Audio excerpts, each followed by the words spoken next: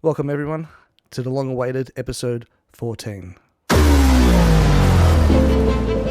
Welcome to Seeking Focus, a podcast that provides photographers and videographers with a place to critically compare technology, share ideas, and enhance their skills. Hey, Marty, how's it going? Hey, man. Yeah, all right. How are you going, I guess? You've been flat stick, haven't you? You've been a bit... Mate, I haven't even had time to talk to you for like literally about a week. We have not seen each other at all. What's been happening we actually with you? haven't seen each other for 6 weeks now. We've spoken in the last probably week and a half. Yeah. We actually haven't spoken. We haven't seen each other physically in person for over 6 weeks. The last time I saw you was when I showed up on your doorstep and I was like, I'm doing a product shoot. I need a spare macro lens. And you're like, here, take this one.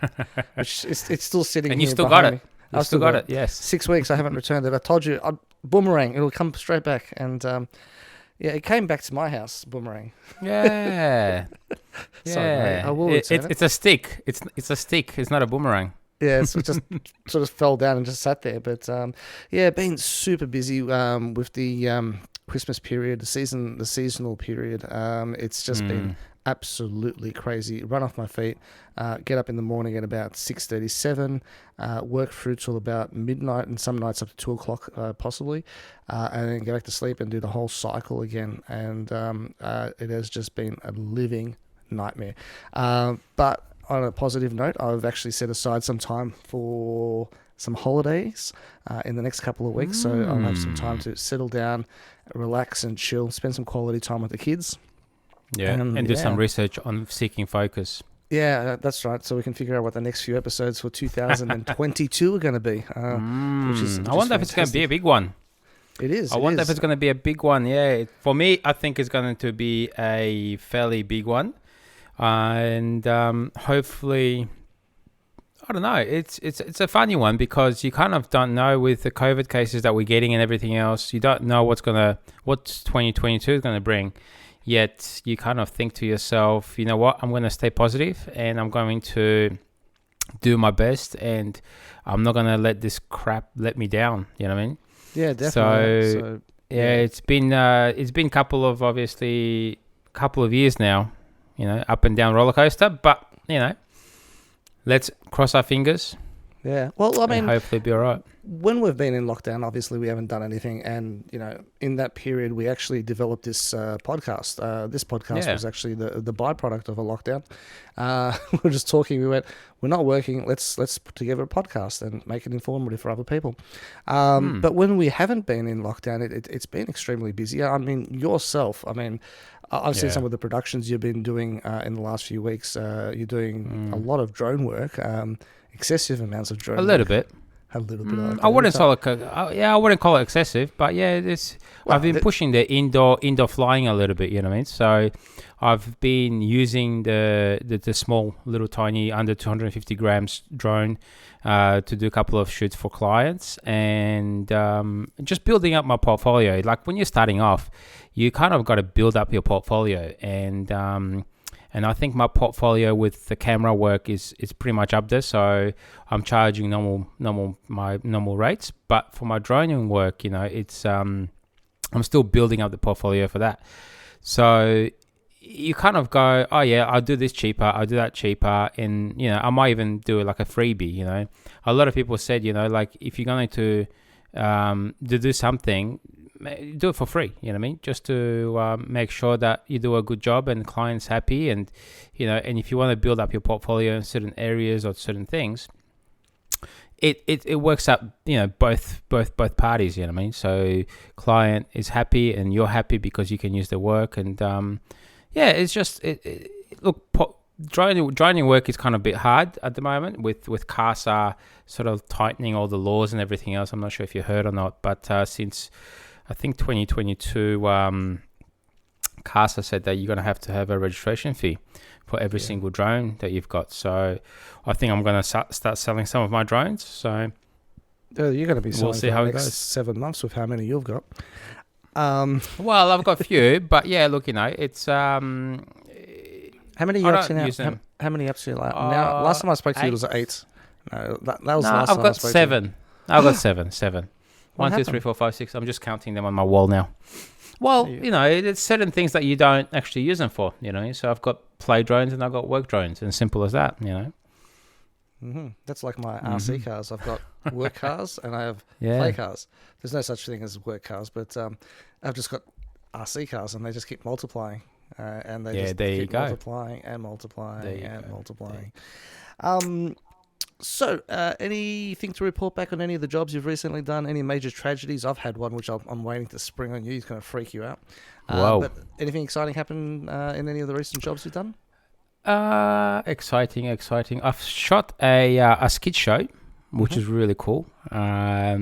Just for my annual client, they use it's a skid show. I'm not going to name the client, but it's a law firm in the city, and every single year they actually do a skid show for making fun all the graduates that start this year or that year. They make fun of the whole firm, all the partners and everything else. So it was great fun. I love it. I love doing it, and hopefully they can't hear me, but if they ask me to do it for free, I'll still do it for free because it's so much fun. You know what I mean? And it's like in Rialto on the 7th floor, whatever it is, and the amazing views. It's just great fun. You know what I mean? So yeah, no, it's just been constant. It's a constant wave kind of thing. You know what I mean? So everything's going well. I can't complain. All the clients, paid their bills for the end of the year, so I'm happy. Everyone's happy, and that's how it should be. Yeah. Amazing. Do you want to hear my freaky experience? All right. Yeah, go ahead, man. Hopefully it's not the same one as the red dust in the Uluru thing, but I'm sure people know about that since they listen to our episodes. Yeah, we won't get into that one. But yeah, no, it was actually a shoot for a corporate client, one that I've been doing now for about 5 years. So every Christmas I do the corporate shoot. So as you know, that I'm a big fan of using the manual lenses, so manual focus, manual aperture, manual everything. They're all electronics to them. And I set up the camera. I'm ready to go. I'm setting everything up, the audio. I'm testing the audio. I'm trying to do a light balance. And as I'm doing the light balance, I notice the aperture isn't changing. The aperture is locked at T2. Oh. So it's stuck completely open. Well, it's not completely open. There's a lot more to go. But faulty lens, or what was it? Well, the actual aperture just froze. It's stuck there. And the ring was still turning around. So you like the ring where you adjust the aperture. But it just wasn't doing anything. So obviously the internals had come loose. So the ring on the outside wasn't activating the internals. And I was literally stuck with one lens to do this shoot. Because I usually just travel with a wide angle lens when you're in close proximity during Christmas parties and stuff on a monopod. And I generally don't carry too many other things with me because I'm trying to travel light because my camera's quite big. The lenses are big, map boxes and everything else, microphones. They all weigh you down. So if you want to scoot around from job to job, you go as light as you can. So the actual lens got stuck open at T2, which is like an aperture of 2.4 or something like that. And I had no control over it. So I couldn't dim it down if there was too much light, couldn't put it up if it was too dark or anything. And I'm just sitting there and I'm hyperventilating. I'm like, what am I going to do? And I went, no, calm down. There's always a way around this. So I spent the next 4 hours adjusting the camera's ISO. Okay. It worked. I got all the footage that I needed. So there was that backup plan that came into effect. I didn't have to hyperventilate. Not the best way to do things, but when you're stuck and you have no choice, you just got to sort of make ends meet somehow. So I ended up using the ISO as the adjustment, and I was actually fluctuating. So hang on, let me get this straight. So you couldn't put the ISO on auto and then just get the right exposure in that way, or did you actually manually change the ISO? I manually changed the ISO. I do everything manual on my camera, so I don't have auto ISO. Well, no, hang on. I'm just trying to think actually. That is a bit scary, but I'm pretty sure Canon, you can set up a ISO, like a minimum and maximum ISO. And that ISO is basically, it will be fluctuating up and down depending on obviously the exposure of the environment. Yeah, definitely. Right? 100%. Yep. You can do that on a Canon. Oh, okay. You're sitting on Black Magic, obviously. You caught on. So Right. I wasn't using anything that actually had the auto functionality. But look, at the end of the day, it was, you worked with what you had, and we actually ended up getting the footage that we needed. It looked fantastic, Yep. so there was no issue at all. It was a very weird way of doing it. I'd never done that before, and I don't particularly want to do it again, but it worked. But that first 3 or 4 minutes when the realization that your lens has bummed out, which is not something that normally happens. It's usually your camera that dies out or something on the camera that dies, not the lens. I mean, when was the last time you had a lens fail on you?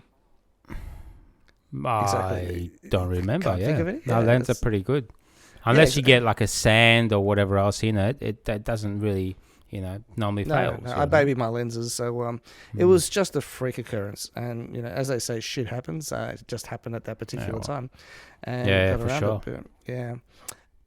Yeah, interesting. Let's get into the show for today. So I won't tell you any more of my hard luck stories.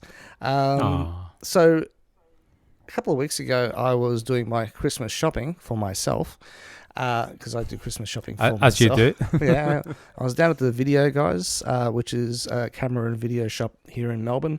They I specialise mean, in Nana Wadding, right? Under Nana Wadding? Notting Hill, actually. Notting Hill. Notting Hill. That's right. Sorry. Yeah, Close so enough. it's my go-to place. Over the years, I've narrowed down my selection of places that I go for camera gear and photography gear, based Yeah. on reliability, customer service, and all the rest of that. Yeah.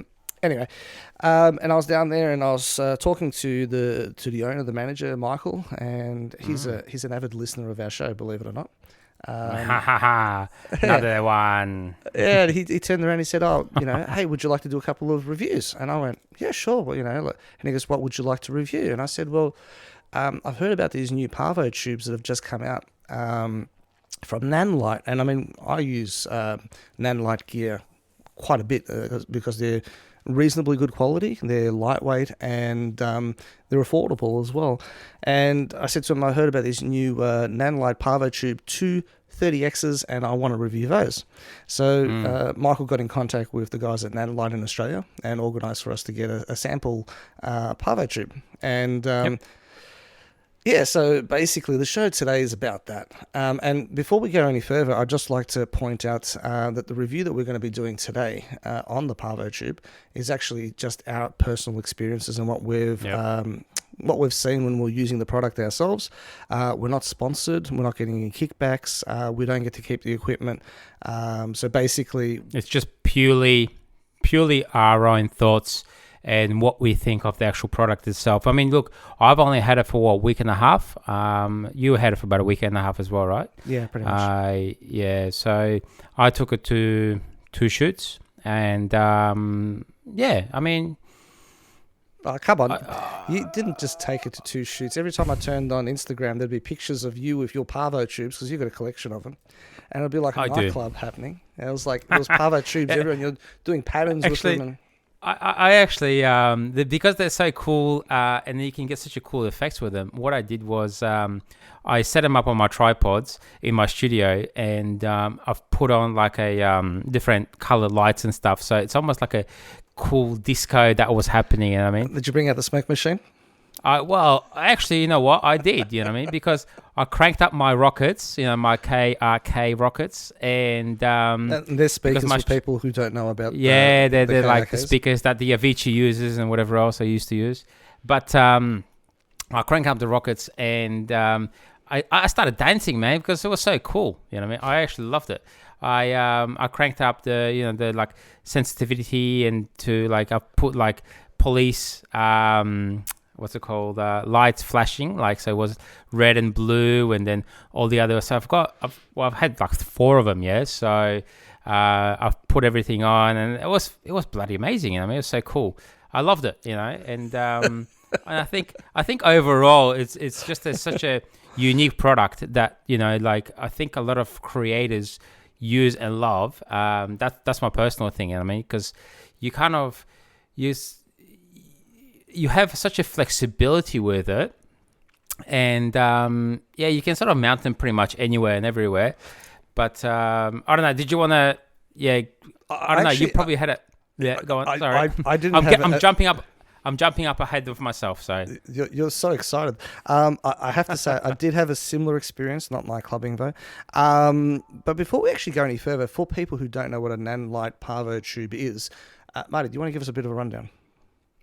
yeah, so it's a think of it as a fluorescent tube, right? It's a light basically. It's a LED, obviously, but if you think of a fluorescent tube, 1.2 meters long, it basically it's a one long tube.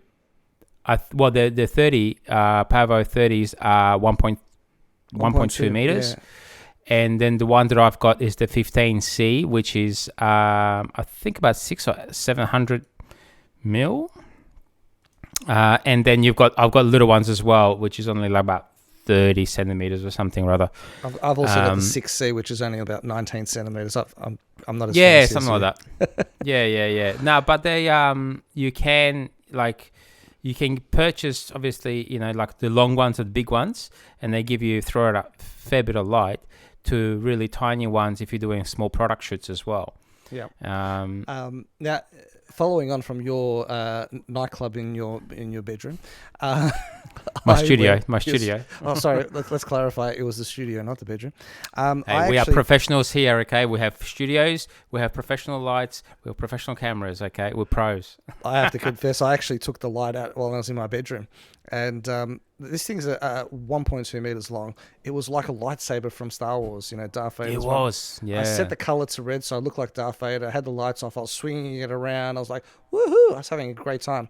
So it's just basically and then the wife walks in. Yeah, she brought the blue one in and tried to kill me. No, but it's just basically a very, very long tube that produces a lot of light. So the PavoTube 230X is basically a tube that produces RGB colors as well. So it's not just a white color. It's also a colored light. So it gives you the whole spectrum. It's quite amazing. And so you can use it for a variety of things. Now, we took it for test drives and stuff. I think we'll talk about that a little bit later on as to what we did with them. But the X on the actual PavoTube stands for pixel light, as opposed to pixel life, which is yeah. So that caught me a bit off guard. So the X denotes in the name denotes that it's actually a pixel light. So the 30, which is the one we're talking about today, has 16 pixels within it, which means you can control each pixel independently. So basically, you can have multiple lights in the one light. So you could have, in the same light, you can have green on one side, red in the other, purple in the middle. You can space it out any way you like. So it acts the equivalent of multiple lights in one.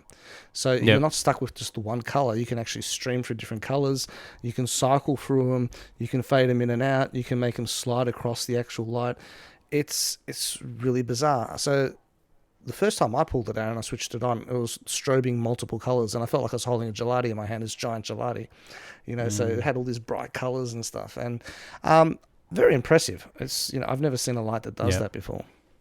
Well, the thing is, the one that we actually got from Nanlite, that's a newer version as well, because the ones that I have, the 15C, they don't have, well, they're still not RGB light, so they still have multiple colors.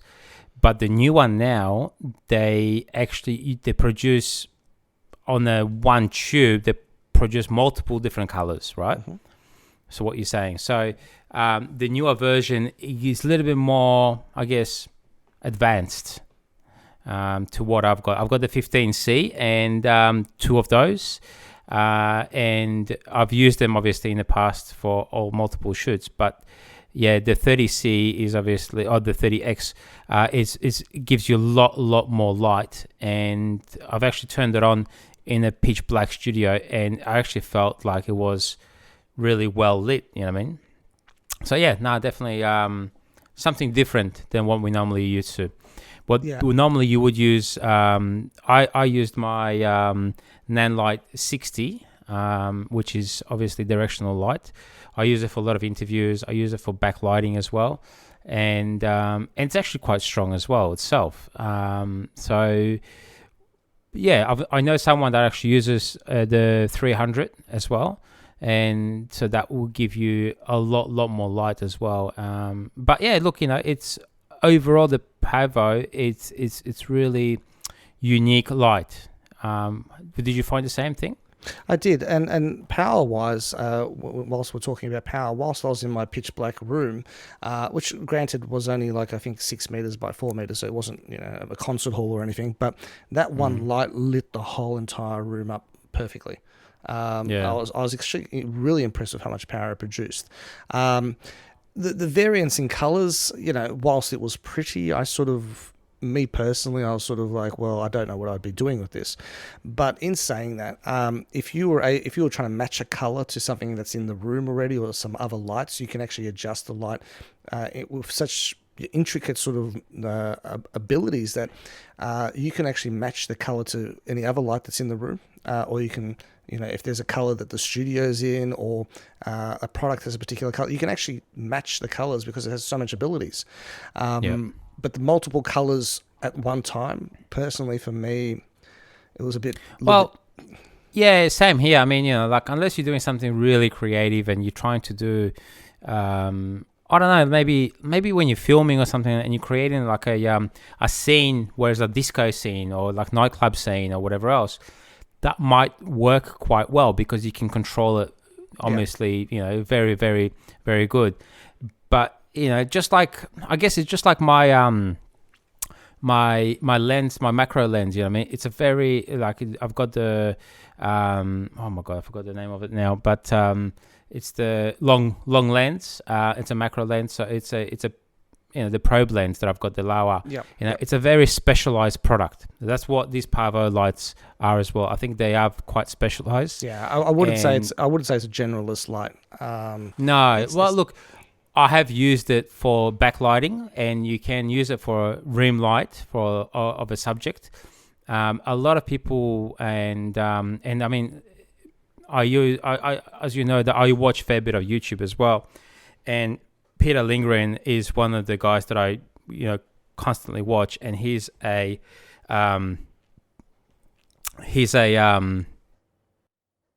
Sorry, you keep saying Peter Lundgren, isn't he the guy from Peter Lindgren? He's not that Peter Lindgren. Russian guy who played against Rocky. No, Peter Lindgren. He's a Swedish guy. He's one of the Nanlite.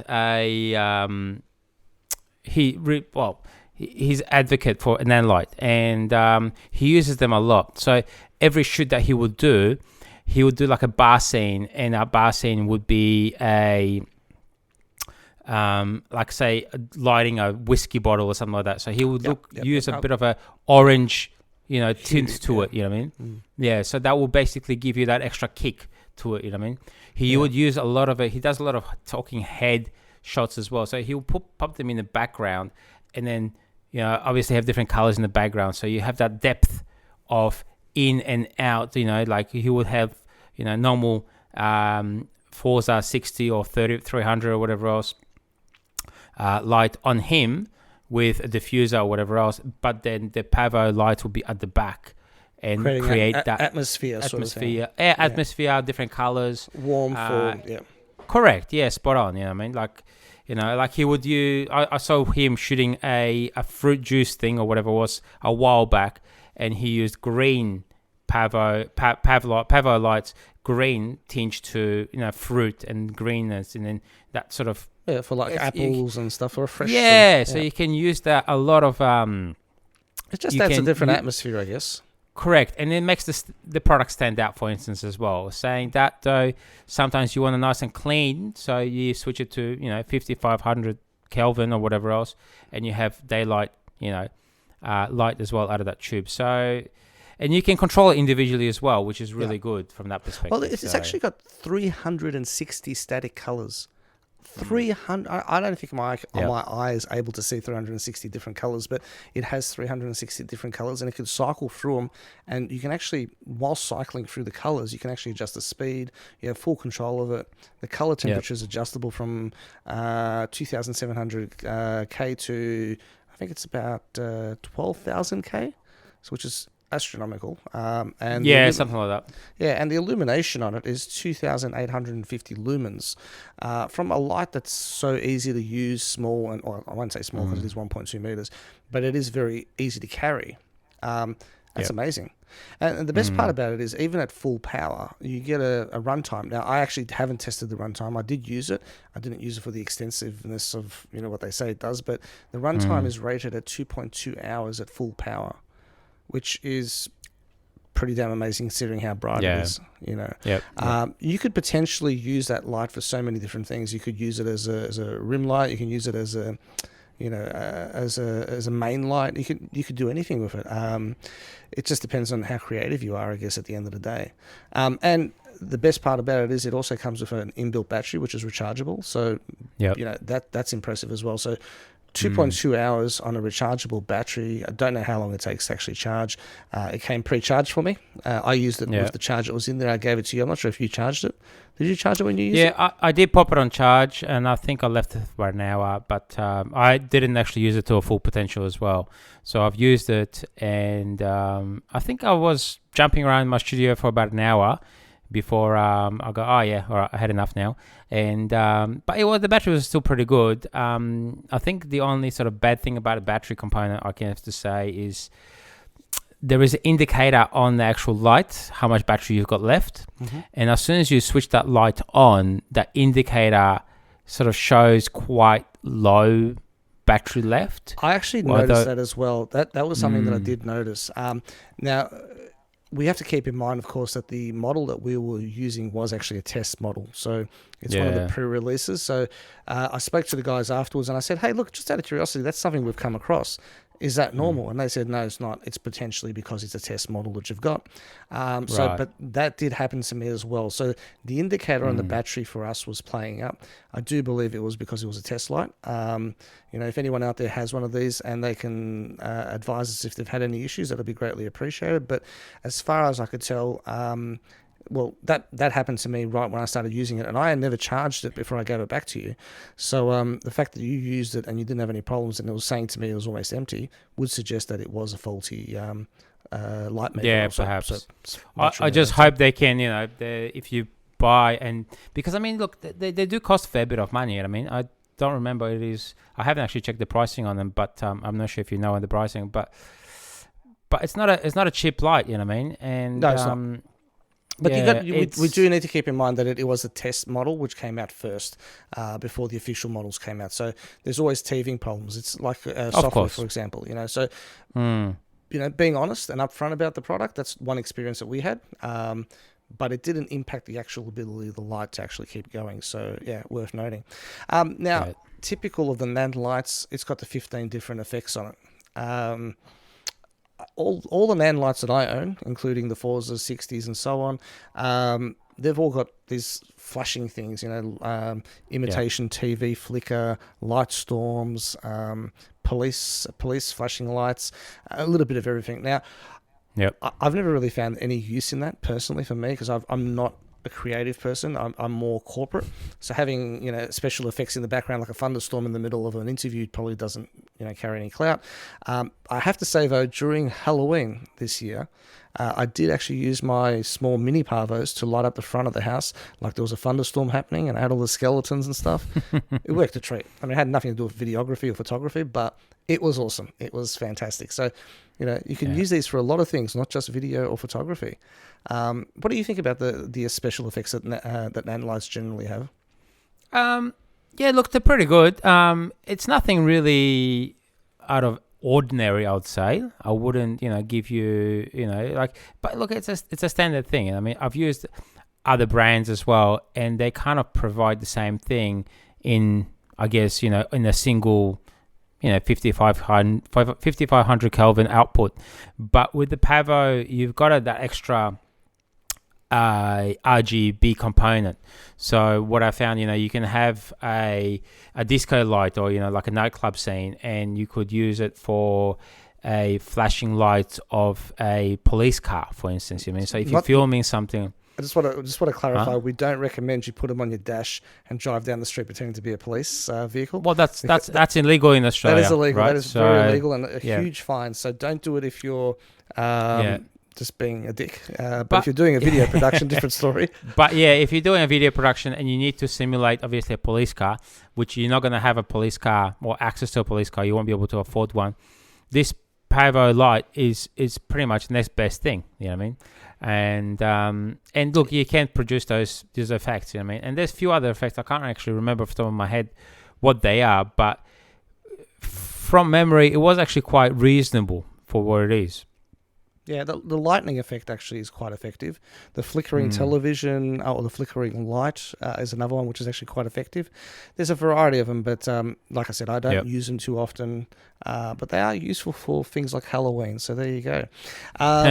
You can also control the unit directly through the actual control pad. There is a control pad on there, and they've kept the switches on there, the trigger switches, pretty much identical to the previous models, except that there are an additional 2 extra buttons. So one being a trigger and the other one being a lock button.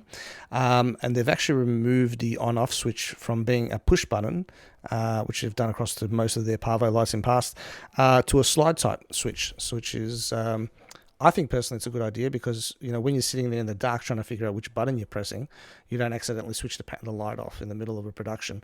So having that flick switch, identifies it as different to everything else. So I thought that was a pretty good touch.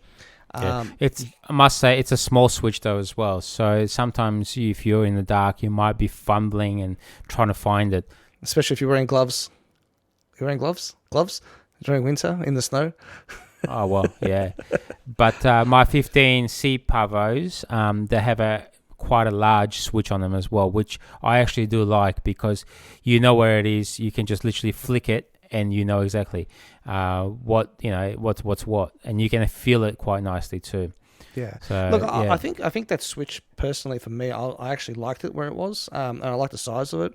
I think it's familiarity. I've never had to use that switch before on my Pavos. I've got just the press button one, which I've in past confused with other buttons, and I've accidentally switched everything off. So I personally liked it, but I think it's a personal thing. Everyone's got a different pros and cons sort of thing.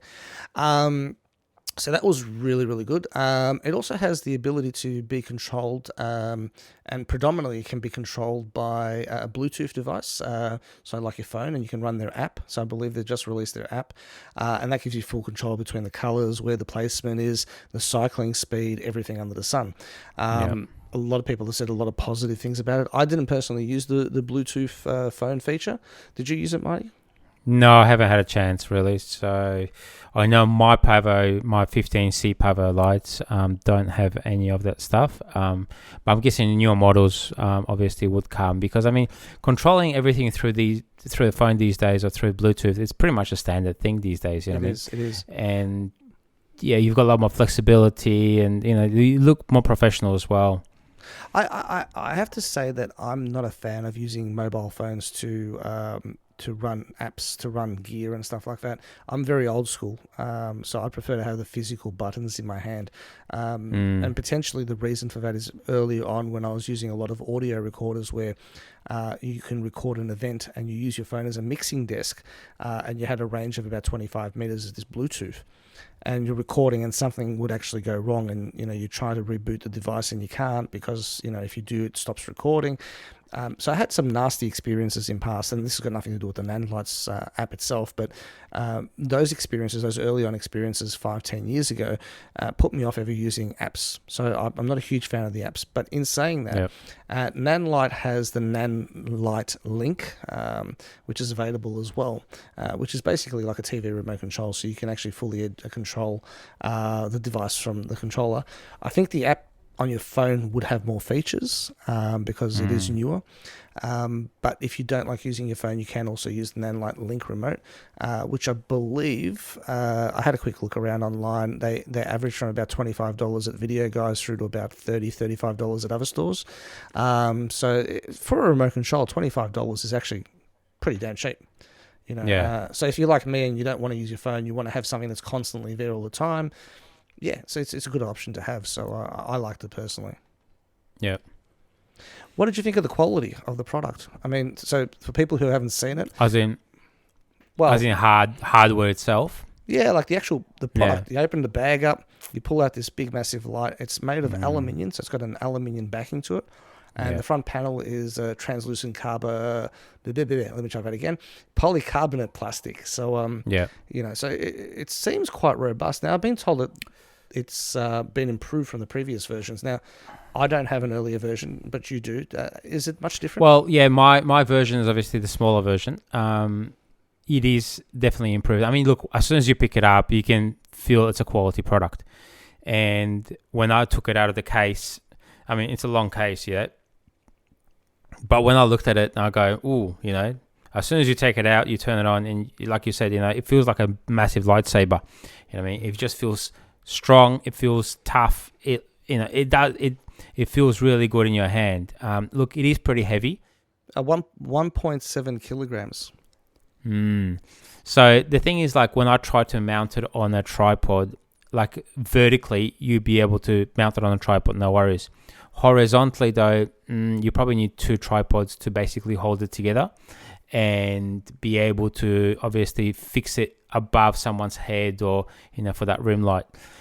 Saying that, though, you probably wouldn't really want to use it as a, vertical, horizontal thing, because obviously you're trying to light someone's side or whatever else. But like, because of the heaviness itself, the whole light, you have to be able to put it on a fairly sturdy tripod, I'd say. I've put it on my Sarui tripod, and that was struggling a little bit. I had to put it on a bigger, chunkier tripod for it to be more steady. Well, like a C-stand would actually be perfect for that. C-stands, because they're quite heavy, they're well spaced, so that would hold it up. It's actually funny you should say that, because that was one of the things I first saw about that light, was the quarter screw mount, which is traditional to all of the other lights. So you can literally mount the actual light on a tripod vertically, so it sits in the middle of the room, and based on the weight, like you said, I didn't feel comfortable with it. I thought to myself, this is going to fall over. And I actually spoke to the guys about that when I returned it to them, and they said that there is other products available that will allow you to be able to mount it in any direction you want. So they thought about that. That doesn't come standard with the package, but you can get accessories for it, which allow you to mount it in different positions. So until you actually start making the inquiries and aftermarket sort of parts, not aftermarket, sorry, until you start searching for parts that aren't with the package, you won't know about them. But we'll get into that in a moment. But yeah, definitely, if you try to mount it vertically on a tripod, and there was a bit of wind or something like that, I completely agree with you. It would not last for too long. You'd have it on the ground. Now, for me personally, it felt very solid. The aluminium on it was, it was a nice feel to it. It felt like it could really hold up. The polycarbonate front, the glass, it's not glass, it's a plastic. I don't know how strong that is. I mean, I'm presuming it's reasonably strong. I mean, they wouldn't be putting crap on there. It's not glass, so it won't shatter. True. But, I mean, if you were swinging it around and bashing into things, I think you possibly could damage that. We didn't try that. I mean, we should have tried that. We should have bashed it against a couple of trees just to see how much it could withstand. It's not my drone, man, so it's all right. I'm not going to smash it on the tree. It's actually my drone. I would do it with my drone all the time. But anyway, so we'll get into the accessories in a minute. So quality-wise, it felt like a really solid light. And I personally was impressed. You were impressed. So thumbs up on that one? Definitely. Yeah, 100%. Yeah. Okay. And one other thing that I've actually noticed on it was it also has DMX RDM ports on the side of it, which allow you to run multiple lights together and control them. So, it's one light controls the other. They talk to each other. I could never figure that out, though, for some reason. I probably haven't spent enough time on it. Well, I've actually seen some displays where they've actually used the DMX RDM connection to run multiple lights, and they created like a trail, which then lit up a light at the end, like an explosion, that'd be cool. Sort of thing. And it was very impressive. I think that sort of comes down a little bit more to art displays than photography or videography. I don't see myself ever doing that with videography. Definitely not with photography, but it's more of an art display, I'd say. You could actually utilize those and do visual effects and, for art purposes as opposed to just videography. So it has multiple purposes, as we discussed earlier. There's a few examples on the web. If you have it, just type in Nanlite and 30x and then type in art, and it'll pop up a few things as well. Now, okay, so the bag. When I got the box, I pulled it out. There was a bag in front of me. That bag, I have to say, impressed me. Now, one of the things that I always find impressive about Nanlites is the quality of their bags. Every single one of the bags that they produce It's amazing. It's really high quality bags. Have Agree. you noticed that? Agree. Yeah. Look, my Forza 60, it looks professional. And the thing is as well, when I take it to a client's site, you bring it in, you open it up, it's small, it's portable, and looks professional. You know what I mean? And that's the main thing. And including this one as well. You know what I mean? So when I got that bag as well, you pop it into I popped it on top of my desk. And it looks professional as well. And, like I took it to a couple of clients' shoots while I had it. And as soon as I took it out, and everyone was like, whoa, what's this? Yeah. I said, it's a light. And they go, whoa. They were almost speechless saying, because it's such a wow factor as well. You know what I mean? So it does sort of, wow fact a lot of people from that perspective. Yeah, I just found with the first time I actually saw the Nanlite Forza, which you introduced me to probably about, was it 2-3 years ago? We were doing a day shooting. Like that. Yeah, and I just turned around and saw this microscopic little package, and I was thinking, what the hell is this? Nothing serious could possibly be in this case. It's so small. Yeah. And you opened it up, and the way that the case was, it was well structured, that multiple compartments, everything fit in really neatly, and there was still space for other things, other accessories, and then I saw what the light was like, and I was like, wow, this is really cool, and the packaging is really good. And with the PavoTube, the case that comes with it's exactly the same. It allows you room to put the tube in there, protect the tube. It also has other compartments in there for other tubes, and potentially also for other accessories. So it was well designed. There was one thing I didn't like about it, though. Did you pick up anything you didn't like, or you were just happy with it? I was pretty happy with it. I'm thinking, when you're carrying a lot of stuff, it's kind of good idea to have something pop it onto your shoulder, yeah? Yes. So I think you found the same thing, yeah. That's exactly what I picked up on. So the biggest downfall of this whole thing was that it did not have a shoulder strap. So you can hold it in your hand, but you can't throw it over your shoulder. And I know myself, when I'm going to an event or to a corporate function or whatever, I'm carrying so much gear. I've got the wheelie cases, the Pelican cases of wheels. I've got things strapped to it. I've got things hanging off my back. And, I'm a one-man band, so I'm dragging everything along. So I don't have room in my hands to basically, carry that in my hands. So that was a downfall for me. And I wouldn't want to be strapping it to a Pelican case sideways, because you'd end up smashing into things and destroying it. Of course. So I think that was the one thing that I would actually recommend to Nanlite that they actually fix. Put a little strap on it on either end, and put a shoulder pad on it, so we can carry it over our shoulders. It would definitely be beneficial. You know what I mean? It's when I'm going to a client's site as well, and it's somewhere in the city, and I've got to park a couple of blocks away, and then carry all my stuff basically with me, and like with a Forza 60, for instance, I just popped that on top of the or with the Forza 60, I'll pop that on top of my Pelican case. And that's correct. Yeah, and it's nice and compact and everything else. But with a tube, I in the past I sort of strapped them with like Oki straps or straps to the side, but then you're kind of a bit worried that it's going to damage something else, and I'll prefer to have it on my shoulder, and then obviously my backpack or whatever else I've got, and that would definitely be a benefit. The logistics of it, you sort of know where it is at all times. So I think that's something that's important. It wouldn't cost very much, and I think it's been overlooked, which is a shame. But it's funny you should mention the Pelican cases and carrying them along. I remember we went to a job 3 years ago together. I was doing photography at the time, and you were doing the video. So I literally had my backpack, had a tripod strapped to it, a couple of cameras in there, a few lenses, and that was it. Here comes you with your lights and your multiple cameras and your tripods, and you had your massive... there's a lot more gear, man. Yeah, your Pelican case, and you had like Oki straps wrapped around it, holding things everywhere, and I'm just like looking at this monstrosity being carted down the street. And I think we had to travel almost a kilometre and a half that day, and I was just looking at this thing thinking, everything's going to fall off. There's no way in hell it's going to stay there. So you do carry a lot of gear, and having the ability to be able to throw it over your shoulder, though it probably might seem insignificant to a lot of people, for people who are carrying a lot of video gear and are doing a solo act, it is something that's definitely helps. Definitely Yeah. worthwhile. Accessories in the package. When you do open up the pack, there's a power supply in there, so you can charge it on the go. Yep. There's the polycarbonate clip for mounting to tripods, so you can actually mount it. Suspend it. Yeah, suspended sort of thing. And there's the eye hooks as well, which basically connect on either side of the lights. So you can actually hang the light from a tree, for example, or a fixture, back to the art displays again. Yeah.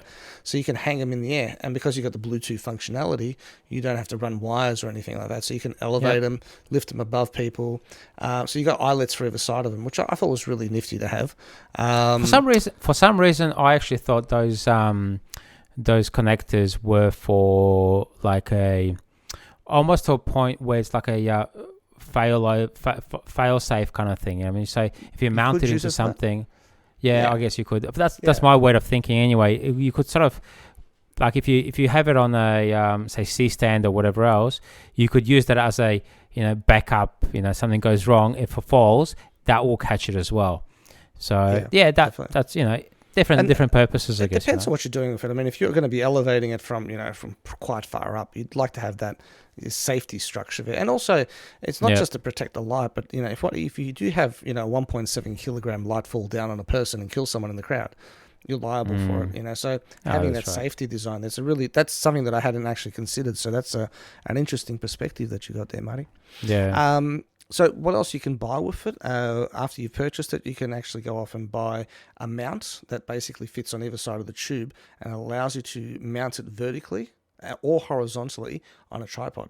So there is actually a special mount for that, but you have to buy that separately. There's the waterproof housing. So this particular light, though it might look like it's waterproof, is definitely not waterproof. So don't go scuba diving with this light. Don't know why you'd want to go scuba diving with a 1.2 meter light, but so you can buy a waterproof housing for it. So I'm not sure what you're going to do with that. There was a video that I saw where someone was underwater with it. Once again, not my forte because I don't do interviews underwater, so not really something that I would use. But perhaps you would. You're a little bit more. I haven't in the past, but I'm open to whoever client rings me up. I'm happy to do it. Yeah, so if your client's got the scuba gear on and they're under the water, you want to get that illuminated sort of color. That's what you can use the waterproof housing for. It actually comes, believe it or not, you can get a hard roller case for it. So like a big, massive Pelican case that fits multiple of these in there. It looks ginormous.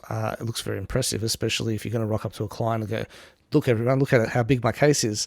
So that was a good-looking case, excessively big, but it was there.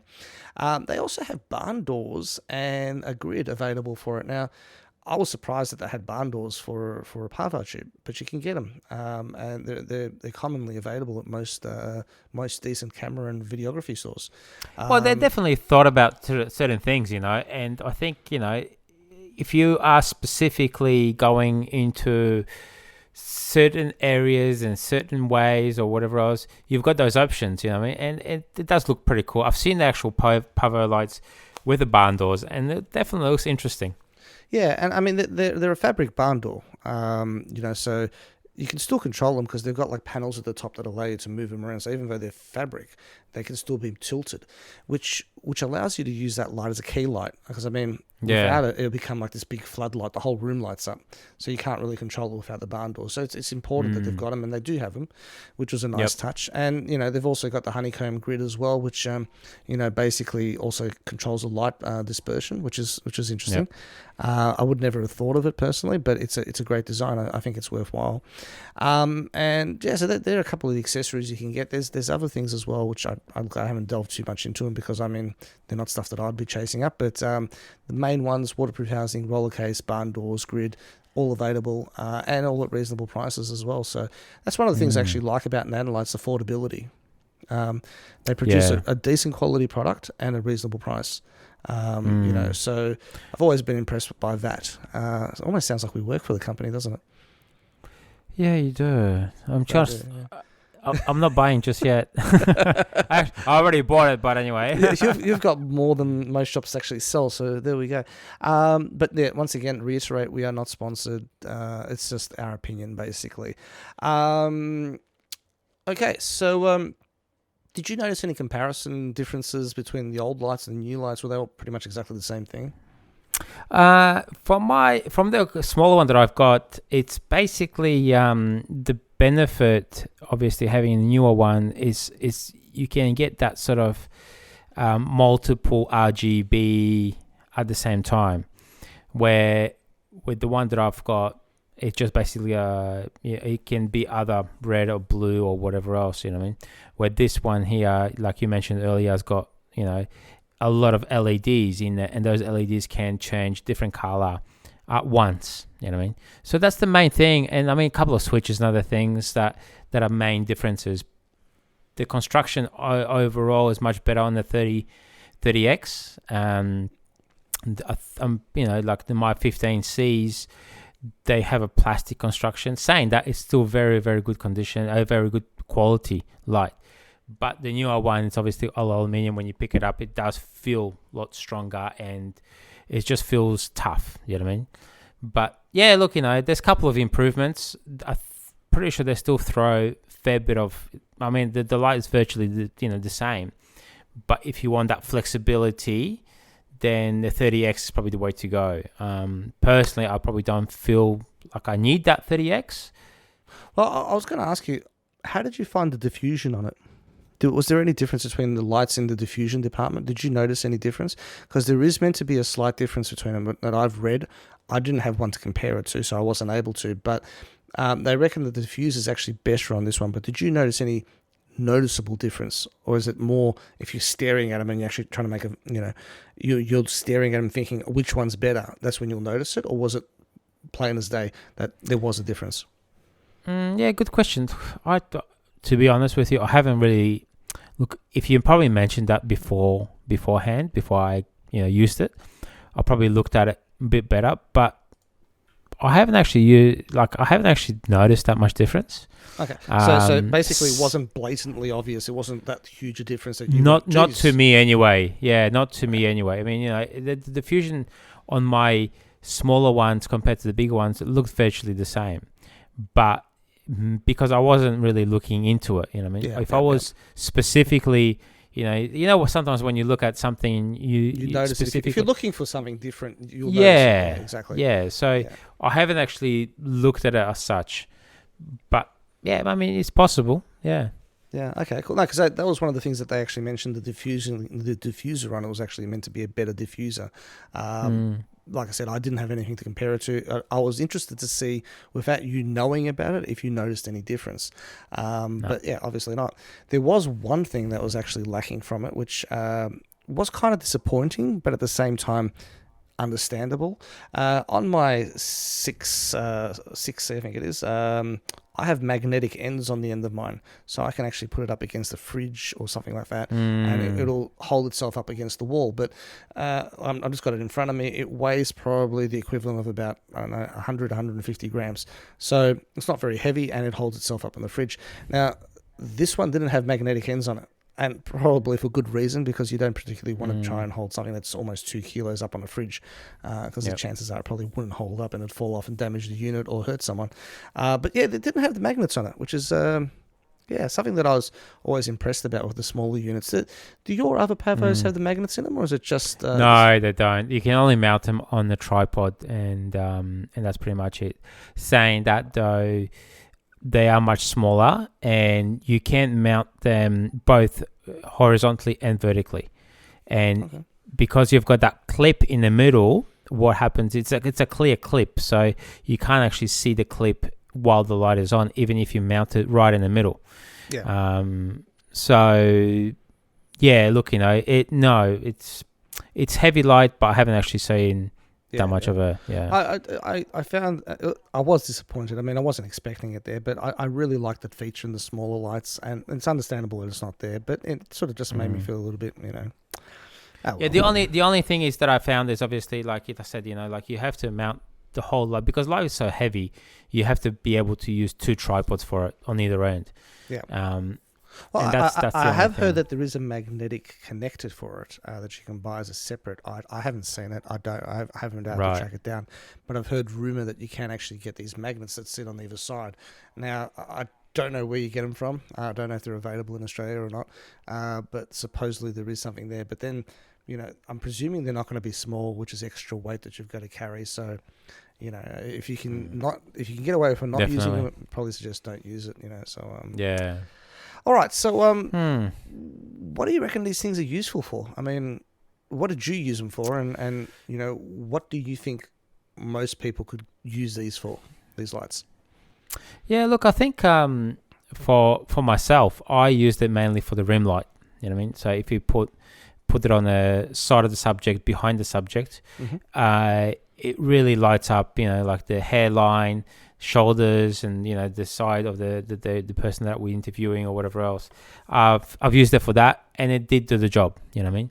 I've also used it. But the question is, I mean, do you think you need a 1.2 meter rim light? I mean, is it something that you need that big, or do you think you could have gotten away with a smaller version of it? Well, that's why I bought the 15C. I got the smaller version. And you use that as a rim light, and you don't have a problem with it? Yeah. Okay. So there's a number of times where I've used it as a rim light in a different color, for instance, you know what I mean? So if a client has the logo or the colors are purple or blue or whatever else, I've used that in the same sense, where if I'm shooting that, like the interview, and the client obviously is being lit by a main light, fill light, and that back key light can be a bit of the logo, exactly the same logo light as the logo is, and that sort of gives that extra depth and perception to whatever it is. So yeah, look, I've used it for that, and it worked quite well, and the client was really impressed with it as well. So that definitely works. I additionally used it for like when I'm lighting something, like when I shot a couple of my drones, for instance, I've used it to, like, the drone has a green pieces to it, so I've changed the small Pavo light to like green stuff, and then just threw it out the back or the side to get that extra fill in light, or the green light, and that just makes everything else pop, you know what I mean? So you can use it at that. I did actually see the video production that you use it in, and you are right, it actually did add that little bit of extraness to it, and I actually thought it was really nice. But I think unless you sort of told someone that it was there, it's such a mild effect that they would not have picked up on it. But visually, it is a nice effect, and I think there's a lot of intricacies in the way we do lighting and stuff, which if it's done properly, I don't think people will notice it's even there. They just accept it, and it looks good. Yeah. And I think you actually achieved that when you're using it in the video production that you're talking about at the moment. So you did really well there.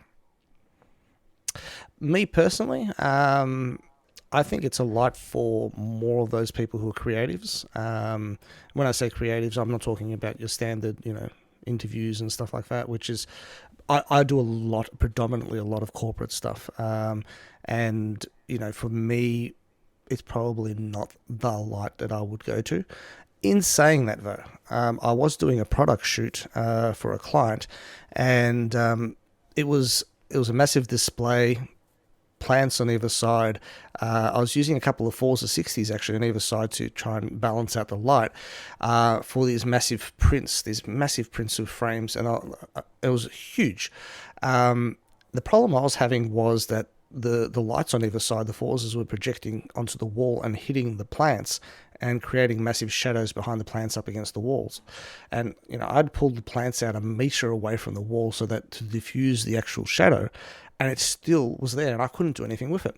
And I'm sitting there scratching my head. I'm thinking, how the hell am I going to get rid of these shadows? Because they just look terrible, especially for a big product shoot, because this was a massive company that needed to get their products out there. And whilst I was sitting there, I was thinking to myself, oh, what can I do? And I turned around and I saw that Pavo light sitting there, and I thought, oh, interesting. Now, the room itself was white, so everything was white, so I didn't need to use any of the RGB colours or the hues or anything like that. I just went straight for a plain white light, and I put it down on the ground behind the pot plants and projecting onto the wall. So it illuminated the wall, got rid of a little bit of the shadow, and sort of balanced everything out.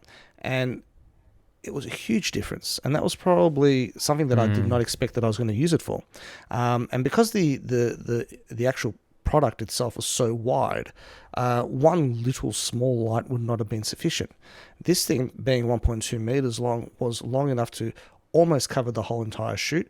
And because it was spraying the light everywhere, it actually created that bigger 1.52 meter sort of fill light. And it worked really well. Even though I sit here saying it's a creative light, it can actually still be used for a lot of other things like product work and so on. With the smaller Pavos that I've got, I actually use them, like as you were saying, for product work, just to sort of get that gleam on the edges of a slight different color, or to get a wave over the image. I would never be using a 1.2 meter sort of massive light, but it actually came in handy that day, so I was quite impressed with that. Look, I think if you got it, you'll probably use it a lot more. You know what I mean? If you don't have it, then you improvise. You know what I mean? With all of our what we do and whatever else, you need to be able to improvise with a lot of things, and the things that you have, obviously, pop it in, yeah. But yeah, to me is I can use the smaller ones a bit better. The big one would be nice to have, but I don't think I would use it on every shoot. Put it that way. Yeah, it's one of those specialty lights, like that lens that you're talking about. Yeah. It's a very specialized product, you know what I mean? Yeah, so exactly the same thing. When you need it, it'll be great to have there. You know, it comes down to how often will you need it compared to the price. Is it worth having in your collection for that one time or two times that you use it? If you're using it on a regular basis, it'll make sense. It's actually quite reasonable price-wise for what it is if you're using it every day. Now, one other thing, what I noticed was it got a little bit hot. And there is a warning about, watching the back of it because it can get hot where the battery is. Did you find it excessively hot when you used it, or did you find it just okay? Yeah, look, it got pretty hot. Well, when I used it for about an hour or so, it was really warm to touch. And I mean, yeah, I'm sort of saying warm, but it was actually quite hot. So were you using it at full strength at the time? Were you using it at full strength, or were you using it half strength, or? No, I was using it at full strength, I think. Okay, so it was actually pretty hot. Yeah, it was pretty hot.